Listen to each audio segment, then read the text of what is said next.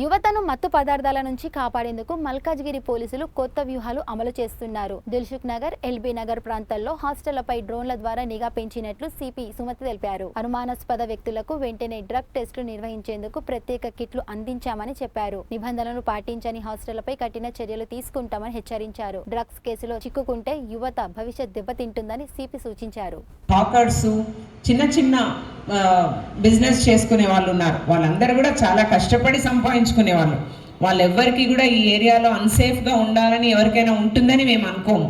So మాతో పాటు భాగస్వామ్యం కండి. మనము దేశంలో లేని విధంగా మేము ఈగలు పెట్టుకున్నాము.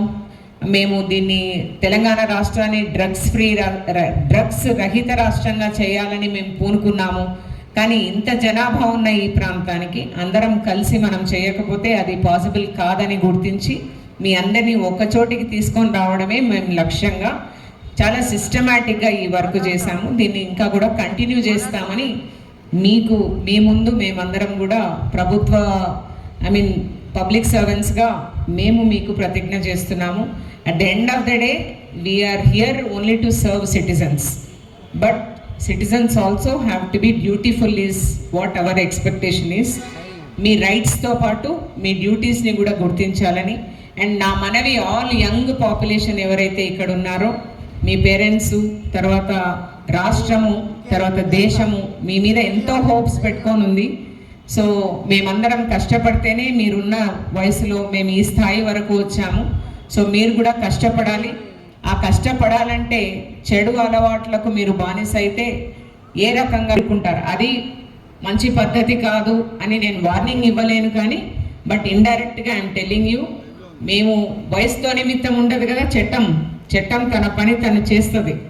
సో మీకు ఒక రకంగా ఇది ఇంతమంది పోలీస్ ఆఫీసర్స్ ఇంక్లూడింగ్ కమిషనర్ ఈ ఏరియాకి వచ్చారంటే ఇండైరెక్ట్గా we're telling you that this is not the way. మీరు మారవలసిందే. మీరు మారకపోతే మా పని మేము చేయవలసి వస్తుంది. మా పని మేము చేసే ముందు ఇంకా వీళ్ళందరి సహాయం కూడా తీసుకొని కొంతవరకు మీకు ఇంకా గట్టిగా చెప్పడానికి ప్రయత్నం చేస్తాము. తర్వాత చట్టపరంగా చెప్పడానికి ప్రయత్నం చేస్తాము. ఒక్కసారి whether you know or not, ఇక్కడ ఈగల్ ఆఫీసర్స్ ఉన్నారు. ఎన్డీపీఎస్ యాక్ట్ పెట్టిన తర్వాత it is such a serious act that to get the bail will become very difficult. కన్జ్యూమర్కి ఒకసారి we will try to counsel. కంటిన్యూస్గా మీరు కన్జ్యూమ్ చేసి ఏమైపోతున్నారంటే స్మాల్ టైం పెడ్లర్స్ అవుతున్నారు వాళ్ళే. సో అట్లా అయిన వాళ్ళని ఎవ్వరిని కూడా ఇప్పుడు గుర్తించడానికి మాకు చాలా ఈజీ. ఇప్పుడు ఇక్కడ మీకు గుర్తించి ఉండొచ్చు, లేకపోయి ఉండొచ్చు.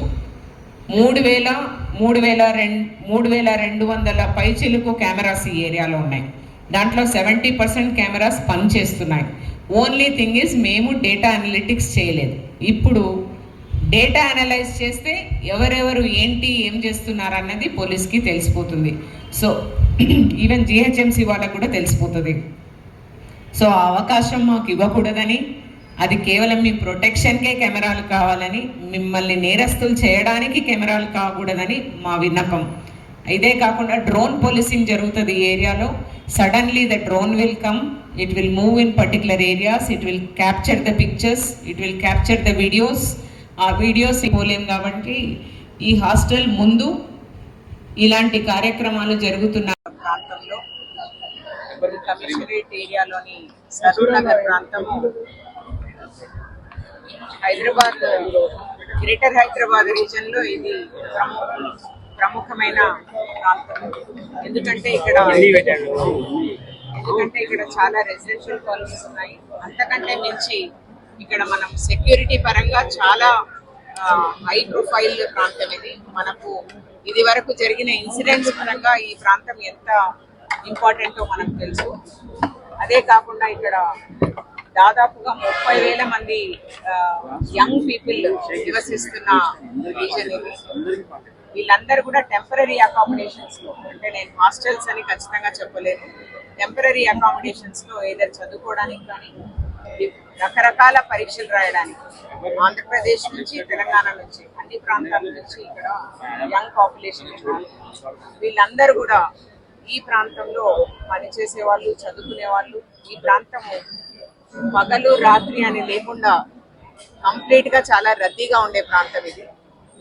దాన్ని ఆసరాగా తీసుకొని కొంతమంది కొన్ని శక్తులు కొన్ని గ్రూప్స్ ఈ పిల్లలను తర్వాత ఈ యంగ్ పాపులేషన్ ని ఒక రకంగా డ్రగ్స్ బారిన పడడానికి లేదంటే వేరే దురలవాట్ల బారిన పడడానికి ఇక్కడ ఉన్న వాతావరణము కొంత ఉపయుక్తమవుతుంది. దానివల్ల క్రైమ్ రేట్ పెరిగే ఛాన్స్ ఉందన్న ఒక ఉద్దేశంతో ఈ ఏరియాలో చాలా చిన్న చిన్న క్రైమ్స్ అయినాయి. కాకపోతే నివాస యోగ్యమైన ప్రాంతంలో ఇలాంటివి జరగడం కరెక్ట్ కాదు. ప్లస్ యంగ్ పాపులేషన్ ప్రొడక్టివ్ గా వాళ్ళ చదువు వాళ్ళు క్రైమ్ కి ప్రోన్ కాకుండా ఉండాలన్న ఒక ఉద్దేశంతో ఈ ప్రాంతాన్ని మేము నేరరహిత ప్రాంతంగా చేయడానికి కొంత Saroornagar police, LB Nagar DCP గారి ఆధ్వర్యంలో కొంత ప్రయత్నం చేయడం జరిగింది. దానికి సిస్టమేటిక్ గా ఇక్కడ ఉన్న 630 హాస్టల్స్ కి సంబంధించి సెక్యూరిటీ ఆడిట్ నిర్వహించడం జరిగింది. సెక్యూరిటీ ఆడిట్ అంటే ఈ పర్టికులర్ హాస్టల్లో ఉన్న వాళ్ళు ఎంత సురక్షితము, ఆ హాస్టల్ ఎంత సురక్షితము, వాళ్ళ రాకపోకలు ఎంత సురక్షితము, వాళ్ళు ఏ పర్పస్ కి అయితే వచ్చిండ్రో వాళ్ళ తల్లిదండ్రులకు వాళ్ళకు తెలుసా, అదే పర్పస్ కోసమే ఇక్కడ ఉంటున్నారా అన్న ఒక ఉద్దేశంతో మనము ఇక్కడ సెక్యూరిటీ ఆడిట్ నిర్వహించడం జరిగింది. దాంట్లో భాగంగానే ఇక్కడ 3200 కెమెరాస్, నిఘా కెమెరాస్ ఈ ఏరియాలో పనిచేస్తున్నట్టు మనకు తెలుస్తుంది. ప్లస్ ప్రతి హాస్టల్లో కూడా మేనేజ్మెంట్ కి ఎన్ని రిజిస్టర్స్, ఏ రిజిస్టర్స్ మెయింటైన్ కావాలి, ఎన్ని అవ్వాలి, అవ్వటం లేదు అన్న విషయం మాకు తెలిసింది. ప్లస్ ఈ పర్టికులర్ హాస్టల్స్ లో ఉన్న ప్రతి యువకుడి యొక్క డేటాబేస్ పోలీస్ దగ్గర ఉండేటట్లుగా ఈ సెక్యూరిటీ ఆడిట్ నిర్వహణలో చూసుకున్నాం. సో తర్వాత ఏం చేస్తాము అంటే ఈ ఏరియాలో ఏవైతే కొద్దిపాటి అసాంఘిక శక్తులు ఉన్నాయో, వెదర్ బిజినెస్ ముసుగులో డ్రగ్స్, సైకోట్రోపిక్ సబ్స్టెన్సెస్ అమ్మడానికి లేకపోతే వాడడానికి ఉపయుక్తమైన ప్లేసెస్ మీద నిఘా ఉంటుంది. 1. 2, ఇక్కడ మైనర్స్ ని ఎవరైతే సాలిసిట్ చేస్తున్నారో అంటే ప్రాస్టిట్యూషన్ యూజింగ్ మైనర్స్, దాని మీద కూడా కొంత ఫోకస్ చేయడం జరిగింది.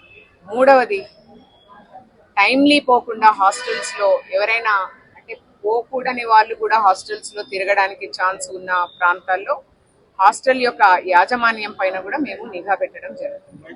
ఇవన్నీ కూడా ఒక పోలీసే కాకుండా ఈ ఏరియాలో ఉన్న రెసిడెంట్ అసోసియేషన్స్ ఏవైతే ఉన్నాయో వాళ్ళు, అట్లాగే జిహెచ్ఎంసి, ఫైర్, ఎక్సైజ్, ఇన్ని డిపార్ట్మెంట్స్ ని ఒక గొడుగు కింద తీసుకొని వచ్చి మేమందరం కూడా కలిసికట్టుగా ఈ ఏరియాని నేరరహిత ప్రాంతంగా చేయడానికి మెల్లగా స్లోగా ఒక పద్ధతి ప్రకారం చేయడానికి నిర్ణయించుకొని ఈ ప్రాంతాన్ని చూస్ చేసుకోవడం జరిగింది.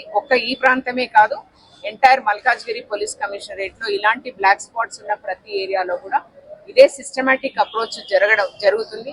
అవసరమైతే కార్డన్ అండ్ సెర్చ్ ఆపరేషన్స్ కూడా నిర్వహిస్తాము.